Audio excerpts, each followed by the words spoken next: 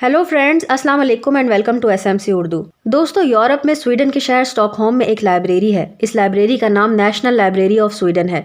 इस लाइब्रेरी में एक इंतहाई हैरत अंगेज और पुरस्कार किताब मौजूद है। इस किताब का नाम कोडेक्स जिगैस है और इसको डेविल्स बाइबल भी कहते हैं। ये यूरोप में लिखी गई सबसे बड़ी किताब है जो आज तक मौजूद है।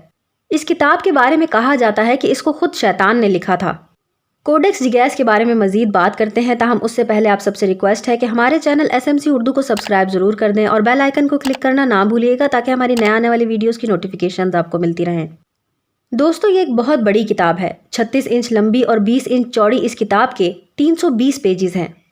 कहते हैं कि इसको गधे की खाल पर लिखा गया है और इस किताब को लिखने के लिए 160 गधों की खालों का इस्तेमाल किया गया था। इस किताब की एक इंतहाई हैरत अंगेज बात यह है कि इस किताब के अंदर शैतान की एक बहुत बड़ी तस्वीर भी बनी हुई है। लाल रंग के हॉर्न्स यानी कि सींग और बाहर को निकली हुई उसकी 2 जुबानें। ये तस्वीर इस किताब में क्यों बनाई गई वो मैं आपको आगे चलकर बताऊंगी। बहरहाल, कोडेक्स जिगास के बारे में आज भी दुनिया में बहस की जाती है, लेकिन इस पुरस्कार किताब की कहानी क्या है? दोस्तों, ये कहानी 13th सेंचुरी में शुरू होती है।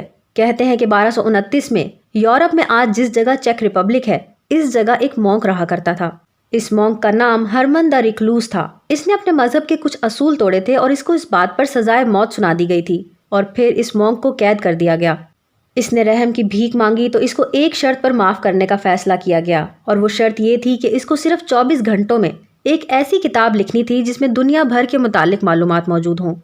मॉन्क के पास कोई और चारा नहीं था और इसने गधे की खाल पर यह किताब लिखना शुरू कर दी। लेकिन रात होते ही इसको इस बात का एहसास हो गया कि ऐसी किताब को सिर्फ 24 घंटों में नहीं लिख सकेगा और इसलिए इसने फैसला किया कि ये इस किताब को मुकम्मल करने के लिए शयातीन की मदद लेगा, यानी उसने अपनी रूह को शैतान को बेचने का फैसला कर लिया। कहते हैं कि इस किताब को लिखने में शैतान ने इस रात खुद इस मॉन्क की मदद की और दरअसल इतनी बड़ी किताब को शैतान ने खुद लिखा।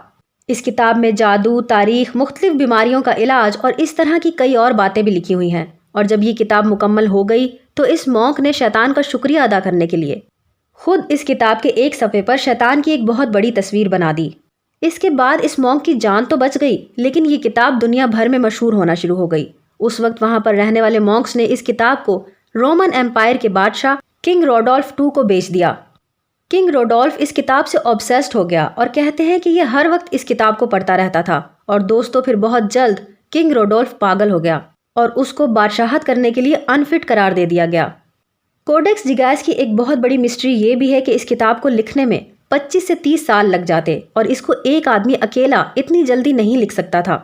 एक और हैरत अंगेज बात यह है कि इस किताब को जिस स्याही यानी कि इंक से लिखा गया है वो स्याही कीड़ों से बनी हुई है और रिसर्चर्स का मानना यह भी है कि इस किताब की लिखाई इस बात का सबूत है कि इस किताब को एक ही वक्त में बगैर किसी वक्फे के लिखा गया है।